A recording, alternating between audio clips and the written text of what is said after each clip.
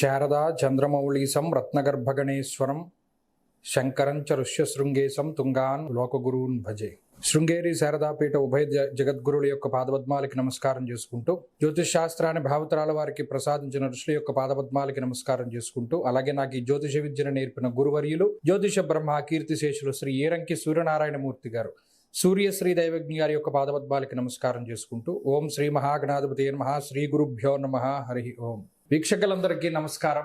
July నెల 27వ తారీఖు లగాయితూ దాదాపుగా 137 రోజుల పాటు వక్రగతిన సంచరించబోతూ ఉన్నటువంటి శనేశ్వరుని యొక్క వక్రగతి తాలూకు ఫలితాలని పూర్తి శాస్త్రబద్ధమైనటువంటి ప్రమాణాలతోటి గోచార దర్శనం వంటి ఉత్కృష్టమైనటువంటి గ్రంథం ఆధారంగా మనం ఈ వీడియో ద్వారా ఆ శనేశ్వరుని యొక్క వక్రగతి 12 రాశుల పైన ఏ విధమైనటువంటి ప్రభావాన్ని చూపించబోతూ ఉన్నది అనేటువంటి విషయాన్ని మనం పరిశీలన చేద్దాం. ముఖ్యంగా ఈ వక్రగతి గురించిన కొన్ని ముఖ్యమైనటువంటి విషయాలను కూడా మనం పరిశీలన చేస్తే, జూలై 27వ తారీఖు సోమవారం నుండి రేవతి నక్షత్రము 1వ పాదంలో ప్రారంభమయ్యేటువంటి ఈ శనేశ్వరుని యొక్క వక్రగతి దాదాపుగా 10వ తారీఖు డిసెంబర్ నెల వరకు 137 రోజులు, అంటే గురువారంతో 10 డిసెంబర్ గురువారంతో పూర్తవుతుంది.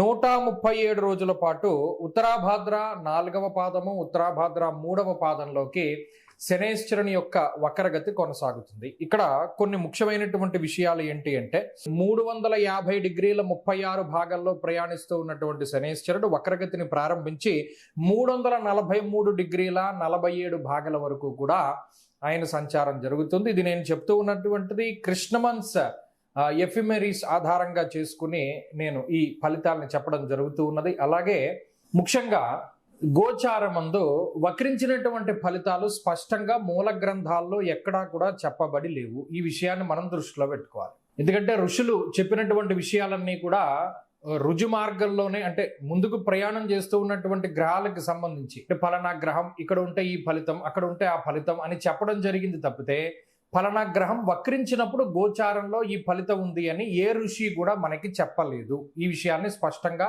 ఇది మూల గ్రంథాల్లో లేదు అనేటువంటి విషయాన్ని దృష్టిలో పెట్టుకోవాలి. 1. 2, కానీ వక్రించినటువంటి గ్రహాలు జాతకంలో లగ్నాత్తు ఏ విధమైనటువంటి ఫలితాలని ఇస్తాయి అనేటువంటిది మూలాల్లో ఉన్నది, మూల గ్రంథాల్లో ఉన్నది. అంటే గ్రహాల తాలూకు అవస్థల గురించి మాట్లాడినప్పుడు ఋషులు కొన్ని మాటలు చెప్పారు. పీడితావస్థ, శక్తావస్థ, ముదితావస్థ, శాంతావస్థ, ఇటువంటి అవస్థల్లో వక్రించినటువంటి గ్రహానికి సంబంధించిన అవస్థని చెప్పడం జరిగింది. అందులో వక్రించిన గ్రహం ఉచ్చక్షేత్రం ఫలితాన్ని ఇస్తుందా, నీచక్షేత్ర ఫలితాన్ని ఇస్తుందా అనేటువంటి విషయాల దగ్గర నుండి, పాపగ్రహాలు వక్రిస్తే ఏ ఫలితము, శుభగ్రహాలు వక్రిస్తే ఏ ఫలితం అనేటువంటి విషయాల వరకు అన్నిటినీ కూడా మూల గ్రంథాల్లో ఋషులు మనకి చెప్పడం జరిగింది. కాబట్టి ఇప్పుడు మనం చెప్పేటువంటి ఫలితాలు లగ్నాధారితంగా కాదు. ఎందుకంటే గోచారంలో ఎప్పుడు లగ్నాన్ని ఆధారితంగా చేసుకుని చెప్పరు, చెప్పకూడదు. పేరులోనే ఉంది. వాడెవడో అడిగేట, ఎవరి పంచపాండవులు ఎంతమంది అని అడిగేట.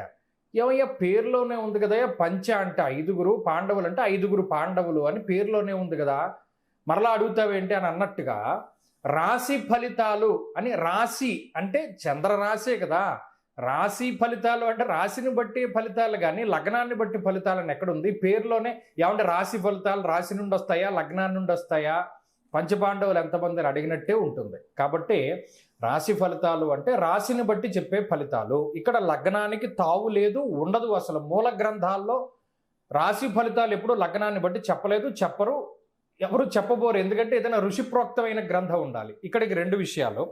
సరే, మరి ఈ గోచార ఫలితాలు వక్రించినటువంటిది మీరు ఎలా చెప్తున్నారు అంటే, చరిత్రకారులు కొంతమంది ఉంటారు, నా బోటు వాళ్ళు, మీ బోటు వాళ్ళు, ఇప్పుడు ఫలానా గ్రహం వక్రించినప్పుడు గోచారంలో ఈ రాశుల వారికి ఈ గ్రహాల తాలూకు ఫలితాలు వచ్చాయి కాబట్టి ఈ గ్రహాల తాలూకు వక్రగతి ఫలితాలు ఈ విధంగా ఉండొచ్చు. ఉదాహరణకి కుజుడు స్తంభిస్తారు, అది గోచార రీత్యానే స్తంభన అనేటువంటిది ఉంటుంది. మరి స్తంభించినప్పుడు గోచారంలో కుజుడు ఫలన ఫలితాలను ఇస్తాడు అని చెప్పి ఎక్కడ మూల గ్రంథాల్లో గోచారంలో లేదు. కానీ చారిత్రకంగా, అంటే చారిత్రపరంగా నాలాంటి చరిత్రకారులు లేదా మహానుభావులు ఎవరైనా దర్శించి దాని మీద పరిశోధన చేసినటువంటి వాళ్ళు కొన్ని గ్రంథాల్లో రాస్తే దాన్ని ప్రామాణికంగా చేసి మనం ఇప్పుడు చెప్పబోతూ ఉన్నాం. ఈ విషయాన్ని కూడా దృష్టిలో పెట్టుకోవాలి. సరే, ఇక్కడికి మనం మూల విషయంలోకి వస్తే, శనేశ్వరుని యొక్క వక్రగతి అంతా కూడా మీనరాశిలోనే ఉంటుంది. రాశి మారలేదు. రాశి మారనంత వరకు ఫలితం ఒక విధానంలో ముందుకు వెళుతుంది. రాశి మారిపోతే అంటే కొన్నిసార్లు శనేశ్వరుడు వక్రించి మీనంలో ప్రారంభమై కుంభానికి వచ్చేస్తారు, అప్పుడు ఫలితం మారిపోతుంది. కొంతమంది వక్రించినది మీనంలో కదా కాబట్టి కుంభ ఫలితాన్ని ఇస్తారు, కాబట్టి మేషరాశి వాళ్ళకి ఈయన యోగకారకంగా ఉంటారు అనే విధంగా కూడా మాట్లాడవచ్చును. ఇది వాళ్ళ ఇండివిజువల్ ప్రాస్పెక్టివ్ తప్పితే దీనికి ఆధారం అనేటువంటిది మూల గ్రంథాల్లో లేదు. బహుశా ఏదైనా చరిత్రకారులు వారికి ఆ విధంగా చెప్పి ఉండొచ్చు. కాబట్టి ఇక్కడ అనేక రకాల డిస్ప్యూట్స్ రావడానికి కారణం ఇదే అవుతుంది. మూల గ్రంథాల్లో ఎక్కడా దీని ప్రస్తావన లేదు. ఒరిజినల్గా అయితే మనం చెప్పక్కర్లేదు, కానీ ఇప్పుడు ఉండేటువంటి ఆధునిక పరిస్థితులకు తగ్గట్టు చెప్పవలసిన అవసరం ఉన్నది. ఇక ఫలితాల్లోకి వెళితే, కర్కాటక రాశి వారి యొక్క స్థితిగతులను చూసినప్పుడు భాగ్యస్థానమందు వక్రగతి శనేశ్వరుడు అదృష్టాన్ని కొంత తగ్గిస్తాడు, అనుకోకుండా అవకాశాలను ఇస్తూ ఉంటాడు.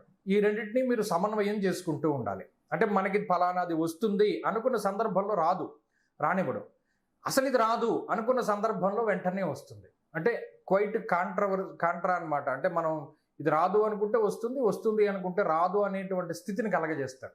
అందుకని ఒకానొక సందర్భంలో ఏమైపోతారు కర్కాటక రాశి వారు, అదేదో సినిమాలో చూస్తారా, వస్తుంది అంటే రాదు అంటే వస్తుంది, ఆ టైపులో మెంటాలిటీలోకి వెళ్ళిపోతారు ఈ వక్రగతి పూర్తయ్యే టైంకి.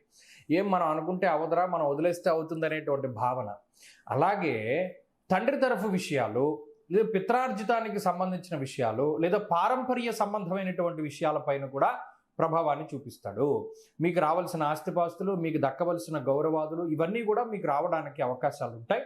అలాగే ఈ పిత్రార్జితానికి సంబంధించిన విషయాలు కూడా ఎక్కువగా మీకు రావడానికి అవకాశాలు ఉంటాయి. అలాగే జీవిత భాగస్వామి తాలూకు సహోదరులు, సోదరులు, వారికి సంబంధించినటువంటి విషయాలపైన కూడా ఈ శనేశ్వరుడు వక్రగతిలో ప్రభావం పడుతుంది. వారి గురించి కూడా మీరు చింతన చేయవలసి వస్తుంది, అది కూడా ఎక్కువ అవకాశం ఉంటుంది. అలాగే దూరత్ర ప్రయాణాలు చేయడానికి ఎక్కువ అవకాశాన్ని కల్పిస్తూ ఉంటారు.